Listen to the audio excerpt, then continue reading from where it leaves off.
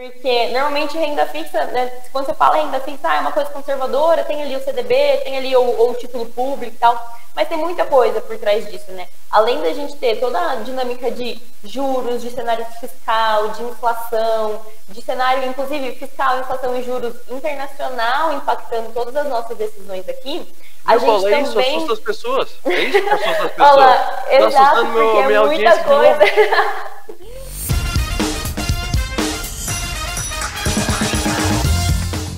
Vamos falar de investimento, como sempre a gente fala aqui nos 60 minutos, mas eu vou falar de um investimento que normalmente é meio relegado. Agora ele até está na moda porque a Selic está alta e tal, mas normalmente é coisa de ou é de gente mais velha, ou é carteira do aposentado, ou é de gente que tem medo, ou é poupança.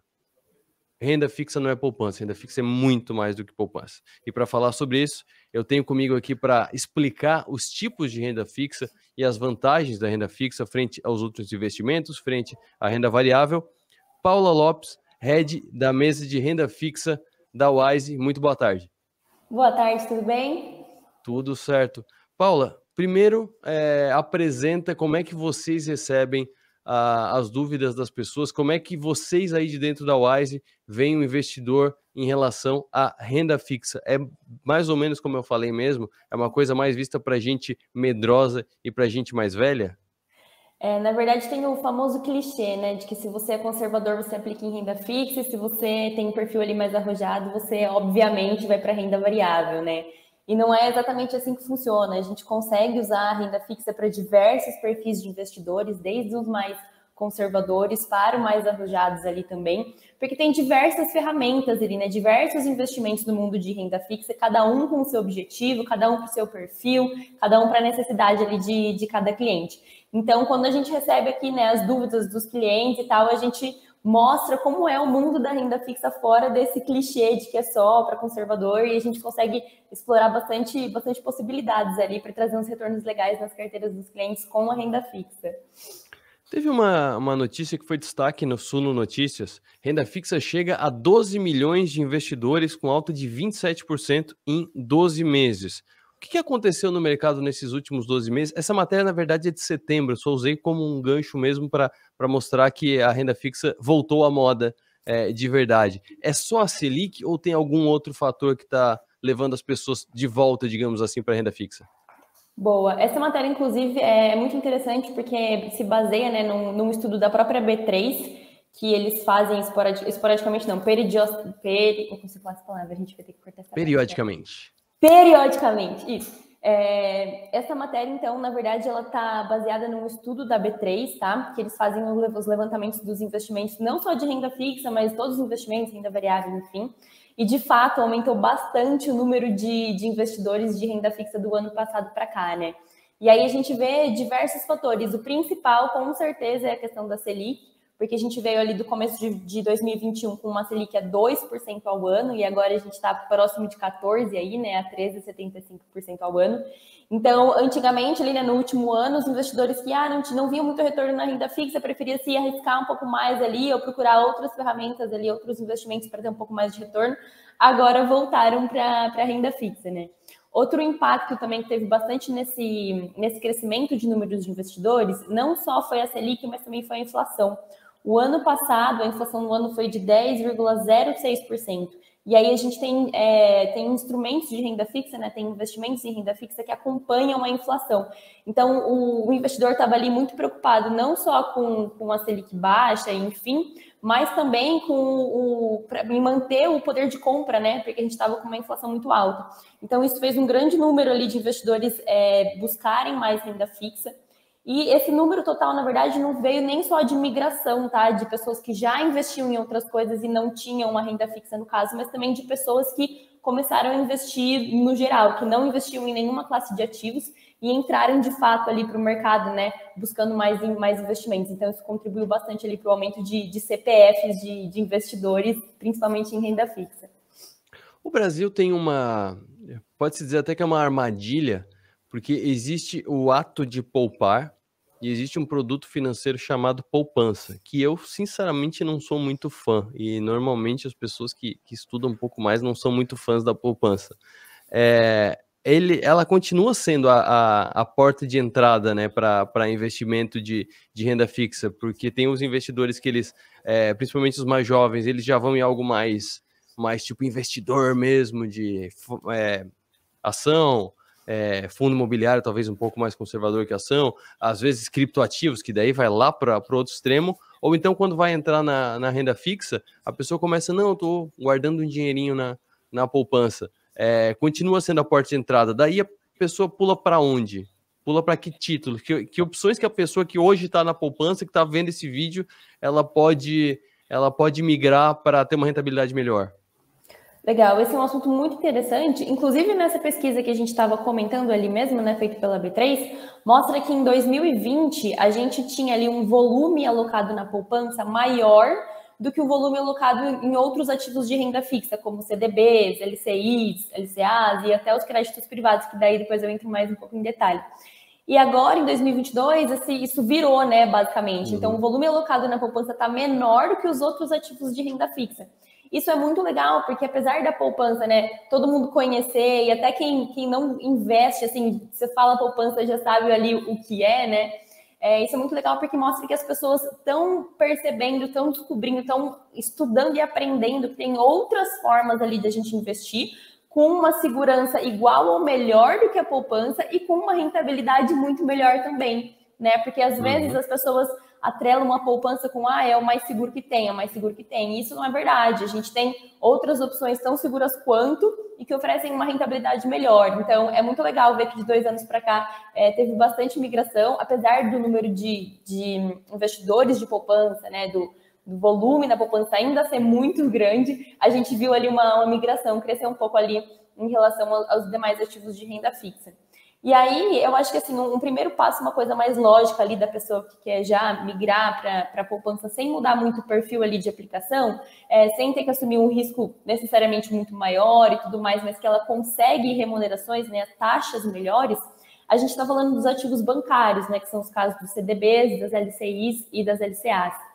Então, a gente consegue ali remunerações melhores. Se a gente pegar bons emissores, né, a gente não tem um risco muito grande, né? Não posso falar que é risco zero, porque nada que a gente investe é risco zero. Nem a poupança. Nem a poupança, inclusive. Mas a gente tem algumas características que favorecem, né? Por exemplo, a poupança, a gente tem a rentabilidade dela é mensal, né? Então, se eu faço um aporte hoje e eu não espero virar o mês, eu fico 28, 29 dias ali só com aquele valor na poupança, ele não vai ter o rendimento. Você tem que esperar sempre virar um mês, porque é mensal. Quando a gente faz alguma aplicação em um CDB, LCI, LCA, enfim, isso é diário, né? Então, tem essa vantagem também. A gente tem algumas vantagens para a pessoa física, por exemplo, a LCI e LCA são isentas de imposto de renda para a pessoa física.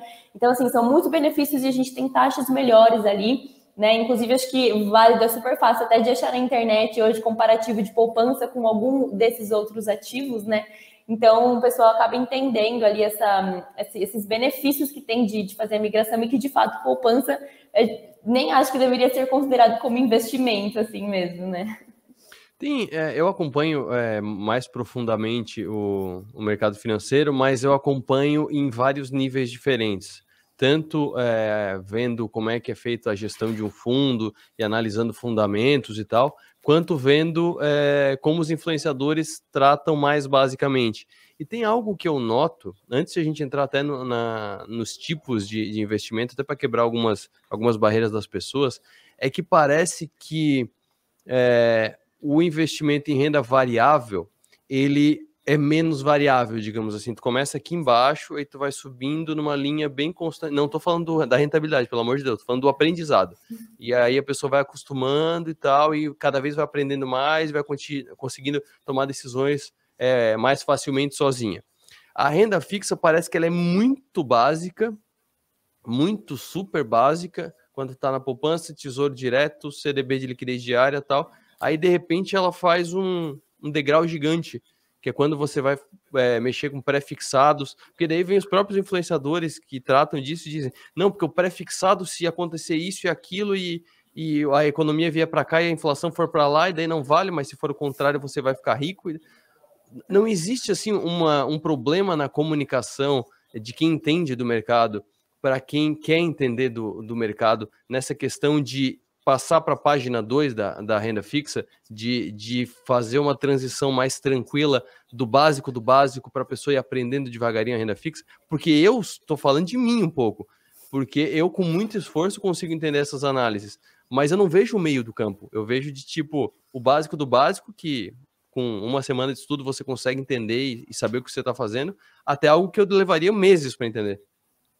É um pouco complicado mesmo, e eu entendo isso que você está comentando, até mesmo porque se a gente for fazer, assim, não fiz uma pesquisa exata, mas se a gente for pesquisar ali na internet e for dar uma olhada, a gente encontra muito, em quantidade, assim, muito mais conteúdo, tanto de curso online, quanto de vídeo, quanto essas coisas de renda mensal ou de carteira de investimento, muito mais de renda variável do que de renda fixa. É difícil você encontrar uma pessoa, exatamente como você falou, né, que faça ali toda uma trilha de renda fixa. A gente tem as explicações do que são cada produto, né, do que é cada produto ali, a rentabilidade, os prazos e tudo mais. Mas hoje existe muito mais conteúdo abordando justamente mais a questão de renda variável do que de renda fixa, né? E aí eu acho que assim, uma coisa que impacta bastante isso de renda fixa é que é um pouco complicado a gente passar para a página 2 ali, né? Quando eu estou falando propriamente dos produtos, se a gente não tem uma visão de mercado um pouco mais ampla, assim, né? Porque normalmente renda fixa, né, quando você fala renda fixa, é uma coisa conservadora, tem ali o CDB, tem ali o título público e tal, mas tem muita coisa por trás disso, né? Além da gente ter toda a dinâmica de juros, de cenário fiscal, de inflação, de cenário, inclusive, fiscal, inflação e juros internacional impactando todas as nossas decisões aqui, a gente também... Isso assusta as pessoas. É isso que assusta as pessoas. Olha, tá exato, assustando porque minha audiência coisa... de novo. Não se assustem. É que são muitas coisas envolvidas, né? Que daí, quando a gente ouve falar tudo isso, é justamente isso que você falou. Meu Deus do céu, é muita coisa. Mas a gente também tem, por exemplo, quando a gente vai fazer, a parte de renda variável faz análise de uma ação, que vai estudar a empresa, a gente, na parte de renda fixa com crédito privado, também analisa a empresa, só que a gente analisa na questão de risco de crédito, né? Porque quando você investe numa renda fixa, você está emprestando o seu dinheiro, né? A gente está falando de empréstimos ali, de crédito.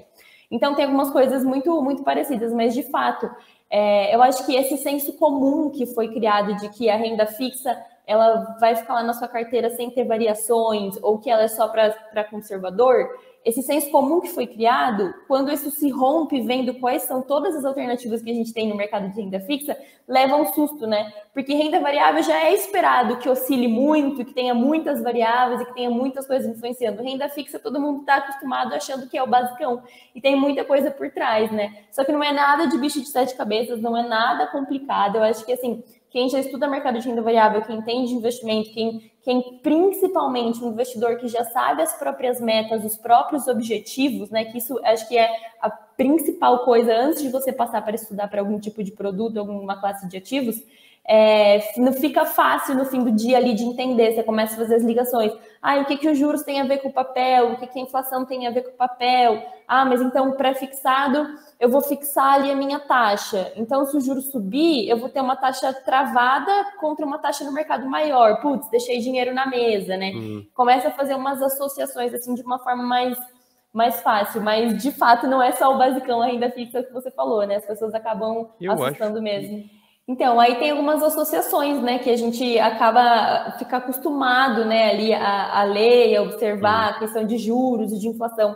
Mas acho que esse susto que às vezes o investidor leva é justamente pelo esse senso comum que foi criado de que renda fixa é uma coisa básica, quando na verdade não é. Tu falou do pré-fixado, por exemplo, que é o quê? É um título que eu contrato com um vencimento definido, pode ser daqui 2 anos, por exemplo, vai me pagar 10% ao ano, só para fazer uma conta rápida.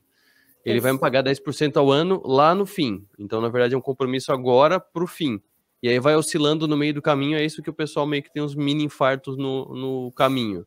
Mas ele vai me entregar esse 10% lá. Exato. Se a pessoa está satisfeita com esse 10% e não estava pensando na inflação, não estava pensando na taxa Selic, ela está feliz. Ela vai conseguir os mais de 20% lá, que eu não consigo fazer essa conta de juros composto na cabeça, mas vai dar mais de 20%, 10% num ano, 10% no outro, e para ela tudo bem. Mas se levar em conta tudo isso, às vezes a pessoa trava, né? Como é que vocês trabalham com os clientes para ele conseguir tomar essas decisões sem travar? porque eu conversei com um psicanalista essa semana aqui, e ele falou que um dos maiores males do nosso tempo hoje em dia é que as pessoas têm tanta coisa para escolher que elas travam. Como é que faz para a pessoa que não tem todo o conhecimento que vocês têm, ele conseguir tomar essas decisões de investe aqui ou investe ali e estar seguro com essa decisão? Exato, essa é uma boa pergunta, né? Na verdade, cada papel tem, cada ativo de renda fixa ali tem sua característica, né? A gente tem alguns ativos que, de fato, é exatamente isso que você falou, a pessoa fica travada no papel, né? Então, vamos supor, comprei um CDB hoje, pré 10% ao ano para eu resgatar daqui 3 anos. Né? Não posso resgatar isso antes. Tem algumas exceções ali dos bancários que a gente consegue resgatar antes, enfim, mas via de regra, os ativos bancários a gente não consegue resgatar antes. Então você fica travado ali, de fato, os 3 meses, até que no vencimento você recebe o que você contratou, né? O combinado, é o famoso combinado não sai caro, né? E é por isso que a renda fixa é fixa, porque no vencimento você tem ali tudo que foi combinado, tá? Por isso que eu comentei antes também que é muito importante a gente conversar com o investidor antes de entrar em produto, em ativo e tudo mais. É fundamental a gente conhecer o perfil do investidor e conhecer a própria vida mesmo do cliente para a gente entender em relação a metas e prazos, tá? Então, por exemplo, se o cara fala para mim, o cliente fala para mim, ó, eu vou querer guardar esse dinheiro para viajar o ano que vem, esse não é um tipo de investimento que a gente vai colocar, porque ele está travado por 3 anos, né? Uhum. Olha, esse é um investimento que eu estou fazendo para minha aposentadoria ou para quando minha filha se formar daqui, enfim, 5, 6, 10 anos. Então, a primeira coisa a se fazer é a gente alinhar a expectativa com o cliente em relação a prazo, né? Porque não é todo o patrimônio dele que vai ser alocado a longo prazo, não é todo o patrimônio dele que vai ser alocado em curto prazo, né? Tem uma diversificação ali em relação aos prazos. Outra coisa legal da gente comentar aqui são as questões das remunerações, né? Então, dentro da renda fixa, basicamente, a gente tem o pós-fixado, que ele vai acompanhar um índice, normalmente o CDI, né? Então, a gente vê ali as aplicações que rendem 100% de CDI, 110% de CDI. A gente não sabe, de fato, quanto vai ser o CDI no período, mas a gente sabe que aquele 100% de quanto for o CDI eu tenho contratado. A gente tem as aplicações pré-fixadas, que são que a gente já comentou, que eu cravo uma taxa lá e aquela taxa não muda até o vencimento do papel. E eu tenho os ativos que são atrelados à inflação, né, que a gente chama eles de híbrido, que são, por exemplo, a gente acompanha o IPCA, que é o índice de inflação, mais uma taxa pré. Então, é uma debênture que paga IPCA mais 5, IPCA mais 6, né? Uhum. Então, esses são os 3 tipos de remuneração que a gente tem na carteira. E aí, dentro da própria renda fixa, a gente consegue diversificar os prazos, a gente consegue diversificar os tipos de rentabilidade e a gente consegue diversificar os emissores, né? De repente, estou trabalhando ali com crédito privado, eu pego uma debênture de uma empresa do setor de energia, depois uma de varejo, uma de comunicação. Então, dá para a gente fazer vários tipos de diversificação na carteira do cliente só dentro da própria renda fixa, né? Então, uma coisa muito importante, às vezes, eu sou um cliente conservador, então, vou colocar ali no meu CDB que rende 100% de CDI, estou acompanhando a taxa básica de juros ali da economia, estou acompanhando a Selic, beleza. Só que, às vezes, né, a pessoa pensa que ser conservador é basicamente acompanhar a Selic. Imagina quem só basicamente acompanhou a Selic o ano passado, que estava 2%, sendo que a inflação bateu 10%. Perdeu dinheiro, perdeu poder de compra, né? Por isso que a gente fala, você quer ser mais conservador do que manter o seu poder de compra, que é, né, garantir ali que, pelo menos acima da inflação, o seu recurso está rendendo. Então, a gente opta ali, né, claro, depende do perfil de investidor e de prazo e tudo mais, às vezes até para os ativos que pagam IPCA mais uma taxa, porque o investidor não perde poder de compra, né? Isso, por exemplo, o ano passado, isso foi uma pegadinha, vamos dizer assim, né? Porque a gente via as carteiras ali, 200% de CDI, 300% de CDI. Poxa, mas era 2%. A inflação estava 10%, né? Hoje já virou um pouco, hoje a gente já tem uma taxa ali, né? Quem tem ativo pós na carteira, poxa, está recebendo 13,75 ali, né, por cento ao ano, às vezes um pouco mais, às vezes um pouco menos, depende do produto. E a nossa inflação, a gente teve os últimos 3 meses de deflação, a inflação deu uma acalmada, né? Então, acho que assim, o importante é a gente sempre ter recursos ali na carteira do cliente que a gente consiga estar atualizando de acordo com o cenário. Porque o cenário ele muda, não é nem mês a mês, nem semana a semana, é dia a dia praticamente, né? Então, é importante a gente não deixar essa estratégia da carteira obsoleta, porque, de fato, vai ter períodos que os pré-fixados vão compensar mais, períodos que os pós-fixados vão compensar mais, né? E acho que é importante a gente estar em contato com o cliente para ver também se nada do planejamento dele, da vida dele mudou em relação a prazos, expectativas, e também tem que estar antenado ali com o mercado para a gente não ter um papel que, de repente, está indo contra o que o mercado está falando, né? Eu estou subindo juros, mas eu estou preso numa taxa pré. Faz sentido isso agora? Talvez não, né? Então, são essas coisas principais ali que a gente tem que observar e que a gente está sempre de olho na hora de alocar, fazer uma carteira para o cliente e também, né, fazer as análises e acompanhar ao longo do tempo. Tu citou algumas vezes, eu acho legal a gente explicar os tipos de renda fixa. Depois a gente abre os produtos em si. Mas acho que dá para distribuir em 3 tipos de renda fixa, né? Tem o governamental, que são os tesouros, tem os bancários e tem os de crédito, né? De crédito corporativo, né? Tem algum outro tipo de renda fixa? Basicamente, são esses que a gente trabalha, né? Então, quando a gente está falando ali do Tesouro Direto, do título público, né? O investidor está emprestando dinheiro para o governo e, em troca, recebe os juros ali, a remuneração do papel, de acordo com se é pré, se é pós, enfim. Quando a gente está falando dos títulos bancários, a gente está emprestando dinheiro para instituições financeiras, né? Então, para bancos, para financeiras mesmo, enfim. E quando a gente está falando dos títulos de crédito privado, a gente está emprestando dinheiro para empresas não financeiras, né? Que daí eu falei que dá para a gente diversificar os setores de emissão, né? Então, uma empresa de energia elétrica, uma empresa de comunicação, uma empresa de varejo, uma empresa de logística, né? Então, são basicamente esses 3 tipos de renda fixa que a gente trabalha. E um negócio que eu acho legal levar em conta também, até na comparação com a poupança, porque eu acho um dos passos mais importantes é o primeiro, né? Que é a pessoa sair da poupança. É entender que tem muitos títulos muito conservadores que rendem mais que a poupança com o mesmo nível de risco, mas tem que ter noção da liquidez, né? Os títulos que valem a pena para sair da poupança, para ser um proxy da poupança, são CDB de liquidez diária e Tesouro Direto, que são os únicos que eu posso sacar de um dia para o outro no máximo, né? Exato, exato. Uma comparação assim mais básica que a gente está fazendo, né? Conforme você falou, é isso mesmo. Então a gente tem ali os paralelos que eu digo assim, né? O que é mais fácil de movimentar ali é de fato o Tesouro Direto e os CDBs de liquidez diária, porque vai ter a rentabilidade ali já contratada, se levar o teu vencimento é exatamente aquilo, mas você tem, né, liquidez diária, então você pode resgatar a qualquer momento sem perder rentabilidade do que já foi acumulado ali naquele período. Inclusive, nessa própria pesquisa que a gente comentou mais cedo, né, da B3, destaca bastante o crescimento das alocações dos tesouros diretos, né? O que é muito interessante, que o pessoal está migrando bastante da poupança. Mas esses são os mais básicos. E aí, se a gente está falando, por exemplo, de liquidez diária, eu até tenho outros ativos, né, com alguns créditos privados, que se a gente for seguir a regra, o que é a liquidez diária, que eu consigo vender no mesmo dia e tal, até tem liquidez diária, mas aí esses ativos eles sofrem o que a gente chama de marcação a mercado, né? Que o que acontece, por exemplo, quando a gente compra uma debênture, vamos usar como exemplo, uma debênture IPCA mais 6, lá para 2030, né? Normalmente esses títulos são um pouquinho mais longos. Se eu levar de fato até 2030 esperar o vencimento, eu vou receber certinho IPCA mais 6 ali da minha taxa no vencimento. Então é uma linha, vamos dizer assim, é linear ali, né? O meu rendimento até o vencimento. Só que no meio desse caminho, esse título, ele tem oscilações de preço no mercado, né? Então, dependendo do que acontece, ele vai valer mais no mercado, ou ele vai valer menos no mercado. Eu consigo resgatar ele antes do vencimento, mas não necessariamente eu vou resgatar naquela taxa que eu contratei, porque eu posso querer resgatar num dia que ele está valorizado no mercado ou desvalorizado no mercado. Então, eu posso sair com mais, mas também posso sair com menos, que é o que a gente chama de ágil e deságil no mercado, né?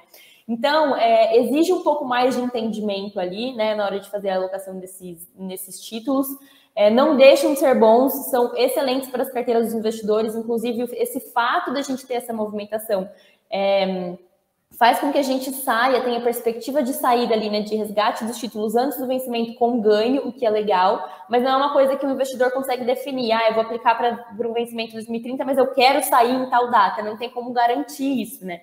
Mas é uma movimentação que a gente vê bastante ali no mercado secundário e que as pessoas muitas vezes não conhecem, né? Porque acham que a renda fixa é fixa, ela não vai oscilar. E tem vamos dizer, esse pulo do gato aí, esse lance, esse detalhe ali da renda fixa que a gente tem que se atentar. Mas, de fato, para quem está saindo da poupança, procurando rentabilidade melhor, né, em coisas mais básicas, vamos dizer assim, que não tenha que assumir mais risco em relação a isso, a gente parte para o CDB e para o Tesouro Direto. E falando do Tesouro Direto, é uma opinião minha, que na situação atual, para a reserva de emergência, que eu acho que é um dos primeiros caminhos que a pessoa toma a renda fixa para fazer reserva de emergência. O Tesouro Direto hoje é a principal opção, né? Porque os bancos, pela variação alta da variação grande da Selic nos últimos tempos, eles pararam de oferecer CDB de liquidez diária longo, né? Eu lembro que eu já peguei com 3 anos, hoje para te encontrar um com mais de um ano é um parto.